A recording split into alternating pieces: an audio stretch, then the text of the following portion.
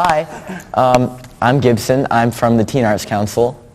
I'm Cecelia, and I'm from the Teen Arts Council. I'm Max, and I'm from the Fast Forward program. And today we've got Jeffrey Gibson in the gallery. And thanks so much for coming down. We're happy to have you. No, thanks. Yeah, so I want to know, how does your work translate Native American culture to a modern art context? So when I was making these sculptures, I was trying to think about things that that could pack into small places for transporting them. But then when I install them, they take up space.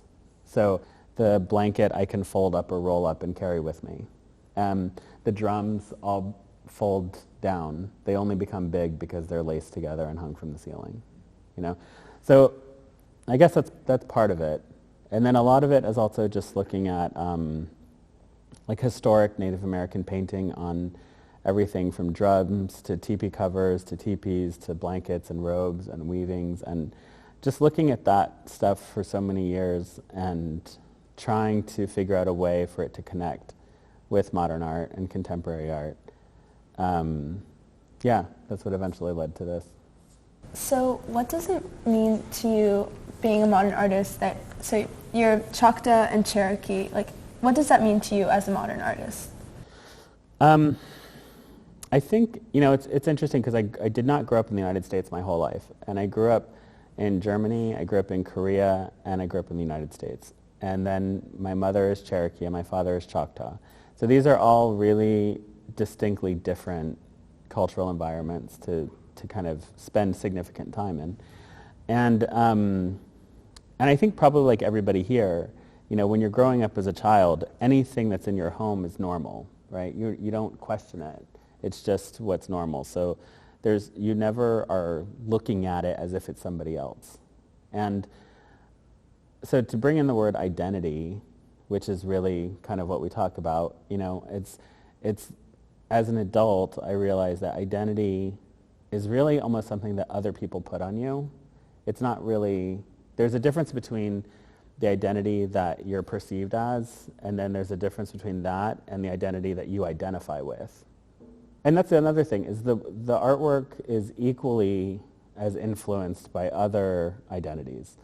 So when I was a kid, I went to raves, I went to nightclubs since I was 13, all my friends were punk rockers and skinheads, and we'd go to punk shows. So, something like this flag is still a very punk thing, and so it's just that the significance of it here, the Native American aspect of it within contemporary art, is what makes it unique. That's the one, but there's so many other things in them. So, talking about your connection with your heritage and everything, is there any important connection between the traditional aesthetic of art and the modern aesthetic that you want your audience to be noteful of? Yeah, and I think you were talking about that you're part of this DJ collective, DJ collective right here, and like I said, I've gone to clubs since I was very young, and I talk about this a lot, and a lot of people don't see this in the work, but when I first started going to clubs, everything was vinyl and tapes, and in the clubs, digital started coming in. And what happens with digital, that if you've been born into digital culture, you may not realize this, but it happens so fast, sampling and lifting and stretching and compressing. It happens so fast that you're not thinking about all the things that are actually occurring when you make that process happen, right? So when you're working in analog, you're so thoughtful about everything. I've chosen processes that are not necessarily easy to do. Everything takes a step, and you have to think about it. So for instance, the panels, they're on animal hides. And so when I look at the animal hides, we're really looking at, and here there's 20, so there's about 12 deer in this room. So there's this thing that it's like, it's not just canvas that I can go and buy by the yard, you know? So yeah, so in a weird way, that's what I would want people to take away, is sort of like make choices that are not just about your comfort, but they're choices about really thinking about everything that's involved in something happening. Right. So you use a lot of like really bright and like beautiful colors in your artwork. Does that relate back to your Native American identity at all? Or? It relates to everything that, I mean, and like I said, I mean, I don't know if raves still happen, but, you know, definitely like I was the art kid in high school, and my friends we were all the weirdos, and, you know, going to a nightclub for us was really where we felt most normal, because it was where everybody, you were celebrated for standing out. I've been thinking about this lately, about how do I use less to create more, you know, and it's about, again, it's about being more thoughtful about where I place a transparent lens on something. So what was the process of becoming, how did you get to be where you are today? How did it all, you know, turn out? Did you know you were going to be an artist when you were growing up? I did. Did you? I did know I was going to be an artist, but I think, you know, when you're young and you say you want to be an artist, and this is one of the I think hard parts about becoming an artist. You know, the only time we see artists is either it's a story of success or it's a story of total failure. You know, this person died penniless and poor, and nobody showed their work until 50 years after they were dead, and you know, so we never really get to see the behind the scenes, what happens. And I would say, you know, I've been very fortunate, and I've had some really incredibly generous, helpful people in my life. I mean, I look back now and I think about when some times were really hard, and you know, you have these doubts about yourself, about whether you should continue. You're like, okay, so I can pay my rent, but I'm in crazy debt. Should I still do this? I'm going to go charge a bunch of stuff to produce something. So logically, I should have quit a long time ago. But at the same time, you know, it's worth it that I didn't. And so yeah, I think, but I have had some really fortunate experiences. Talking about your process as an artist, so what do you like, what attracts you in daily life when you're like looking for inspiration? Let me think about recently. Well, it changes. You know, right now I'm really looking at kind of different images, and I look at old photographs that were documenting tribes, and I'm looking at how things were constructed, that because it comes from such a historical place that didn't continue into having a modern day version of itself. If I just make that same thing or something similar and place it in today's context, we don't really recognize what it is, so it can act as a sculpture. So I look at a lot of photographs. Music is a huge thing for me, and thinking about lyrics. I don't know if anyone's familiar with Arthur Russell, the musician. He was this musician, amazing musician in the 80s, and died in the 90s. And so I'm listening a lot to his lyrics. I think the other thing is paying attention to artists who were working within minimalism, and I had this understanding recently of, because minimalism, I think I used to think meant taking things away, like you wanted to see less things, and in fact it's almost like if you imagine listening to a song and you turn off all the noise in your room and you really listen, even though you think you've removed all the noise, you'll still hear something. You know, almost to the point where sometimes you can still just hear, you can hear your body actually doing stuff. And so when you imagine that there's this little bit of sound and you can actually hear it, then when you go out into the world and you understand how much sound is really around you and how much information is really coming at you. So, I don't know, it sounds strange, but I pay attention to silence a lot right now. And that's a change. That's something that I didn't used to do quite so much. Okay. So your exhibit is called Love Song. 2 questions. First, what is your favorite love song? And second, why did you choose the title?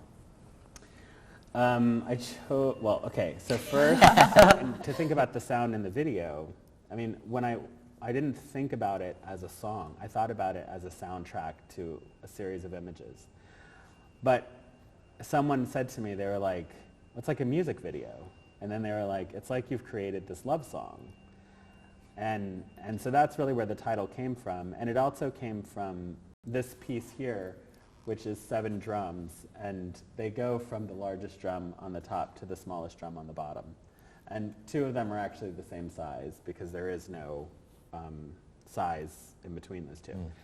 But the 7 drums actually represent another kind of oral tradition about 7 generations. And so thinking again about this thoughtfulness, the idea is that when you make a decision or when you make an action in the world, you should think about how it will affect the next 7 generations.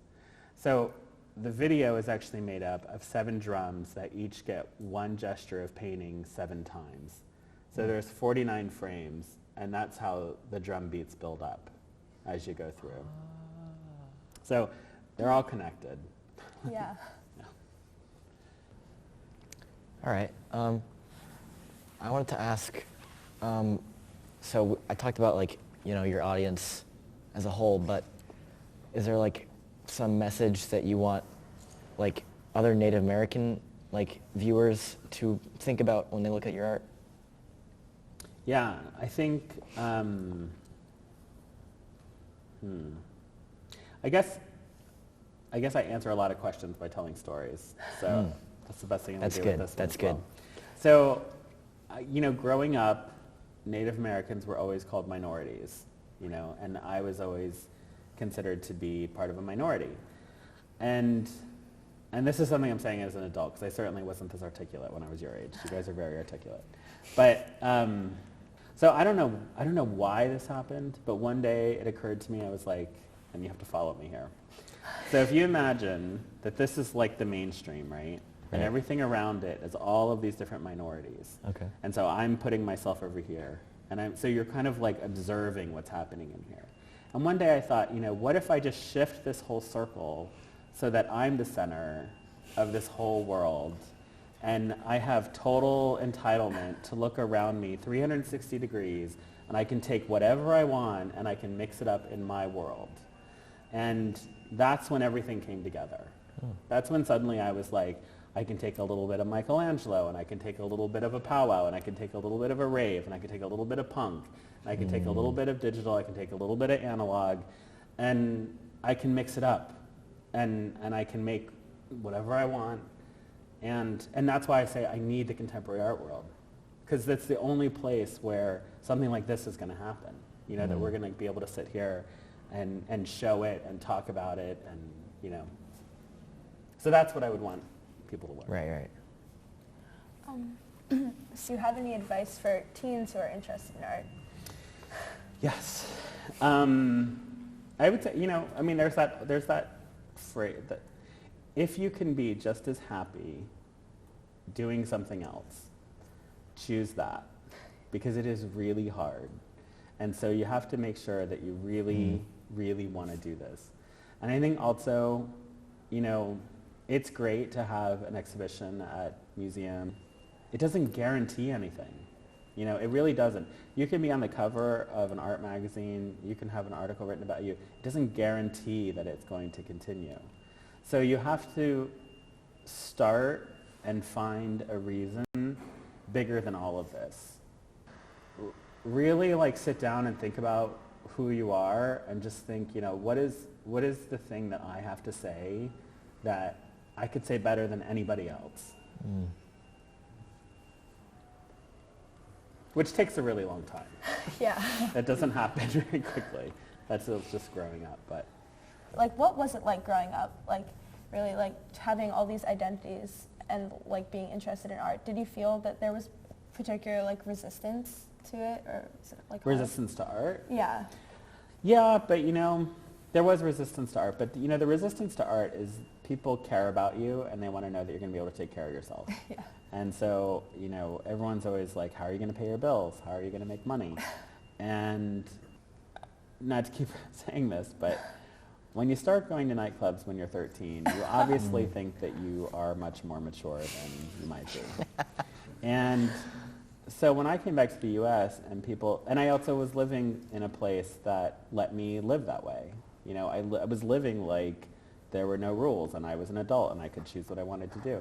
So when I came back to the U.S. and people started treating me like you had to get approval for everything just to make your own decisions in your life, I just didn't understand it. I was like, you're treating me like I'm a non-thinking person. Yeah. And it's actually incredibly boring and I'm not learning anything. And so I guess I came across quite cocky and sort of thinking I was above it. But in retrospect, I was. And now that I teach, I talk to my students like they're thinking people. I'm like, I don't have to like what you do. Yeah. It's not my job to like what you do. But as a teacher, it's my job just to help you get to where you are trying to get to. That's how I see my role as a teacher. So I guess your question was, remind me your question one more time. Oh, was there any resistance? Yeah. So I guess the resistance, I just always focused on, it's just like, I remember actually, I remember thinking, I was like, I'm just going to stick it out. Like, it's got to work. At some point, everyone else will drop by the wayside, and I'll just still be standing there. And I just figured it was as simple as that. How has it been different in all these places that you've moved around all over in the United States, and also you also traveled to South Korea, am I correct? Mm-hmm. So how does that compare to America and maybe even including Germany? How are the styles completely? What was it like? It was great that it was at a time when I was a child because it was normal, So it's not like I was going there and thinking, I don't know. I just thought about it as like, this is what we do. Now I'm moving to Korea. And I remember the first week that we lived in Korea, we were staying in this hotel, and I remember looking out the window, and I must have been 10 years old. And I was looking out the window down below, and I remember thinking, I just didn't understand any of it. And I asked my mother if I could go downstairs and just walk around the streets. And I think I was probably with my sister as well. And I remember just thinking as an adult that that's such an amazing way to learn. I didn't wait to try to learn the language, but you have your eyes and you have your experiences and you just visually absorb the world. And so I think that was one huge part of it. And then also when you're American and you're abroad, I went to an American school or an international school. And so, we did have a lot of privileges as Americans. We were in kind of a bubble because we were always on an army base. I was going to ask you that. Yeah. Your father was in the military. So He was actually a civil engineer, so he was civilian, but that's why we moved around. And we didn't live on the army base, but my schools were always on the army base. And so I remember just because all of the kids in my school were coming from all over the U.S., we were excited when we got a new student because we would see what they were wearing. And we would see, I remember when MTV first came out and that's all we talked about the next day. And there was 20 minutes of MTV at midnight. I mean, we had one American channel, So there's that's how we would, and then, I don't know, we were such a small school and it kind of encourages creativity. It's people would just try to outdo each other with what they were wearing. And yeah, so it was a little bit of influence from the East Coast, from the West Coast. We had people coming from abroad in different countries. So it was just a great mix. It was awesome. Well, thanks, Jeff. This was great. Thank you. Yeah. Goodbye.